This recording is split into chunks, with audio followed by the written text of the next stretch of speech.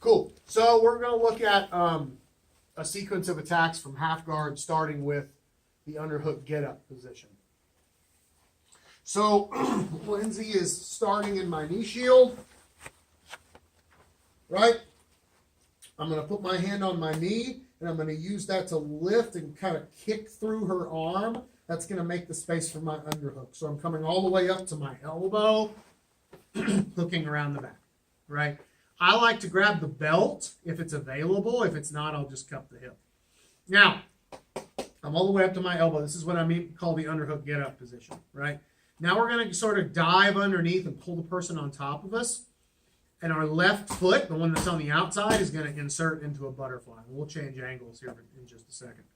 So this side. Just go with me. There we go. So I dive my right hand underneath. I pull her all the way to the center. Now, once I'm in this position and I'm flat on my back, and I've got her weight completely lifted on top of me, most of her weight is in her hands now, right? One of two things is going to happen with this leg, or for the most part, one of two things. She's either going to roll her knee to the inside like a knee cut, so go, which will give me sort of my quarter guard, coyote guard type stuff, right? Let's go back.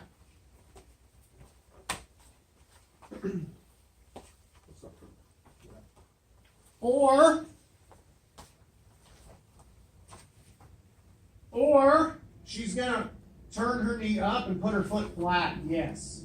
Okay. We're dealing more with what happens when she does this. All right. So when this happens, my first instinct or my first move almost always is to go to the jackpot sweep. Okay. So all I'm going to do is I put this foot on the floor and I lift my hips with this foot, and that's going to help me find her foot with this hand. Boom. Okay? As soon as I make that grip, right? Now I'm going to straighten this leg and rock it up and down like a pendulum. On its way down, I'm going to pull her foot and push with my knee. So I lift. As it comes down, I push with my knee, and I pull her foot as I tuck this foot underneath me. I don't want to keep it straight or she's going to land on it. So as it comes down, I'm able to come up into this sort of stapling position. And then once we come up to this position, then I can kind of pick whatever pass I want to use or whatever pass you're comfortable with. Right. For me, since I'm already here, it's just stapling that leg down, stepping my leg through, and passing. Okay, just simple. No reason to make it complicated unless you have to. So, yeah. So we're in knee shield. I kick through, come up into my underhook get-up position. Again, I really like this position because I just have so many options from here. And I don't have to necessarily fall back and play half guard from here. I can use this as a position to wrestle up as well, and I do that sometimes.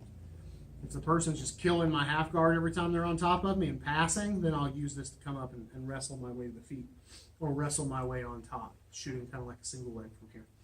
Well, let's say we want to play guard. Let's say let's say this person's a wrestler, right, or has really good wrestling, and I know coming up to my knees and trying to take her down is going to not work in my favor.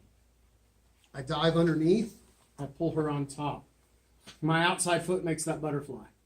Now what happens is Lindsay rolls her knee up and her foot towards the floor.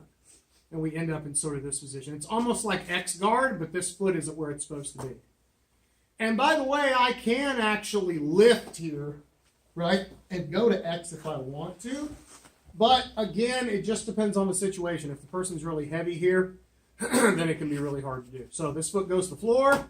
I lift, find her ankle. My leg comes up. As it comes down, I curl it in. I pull her foot and I push my knee. So 1, 2.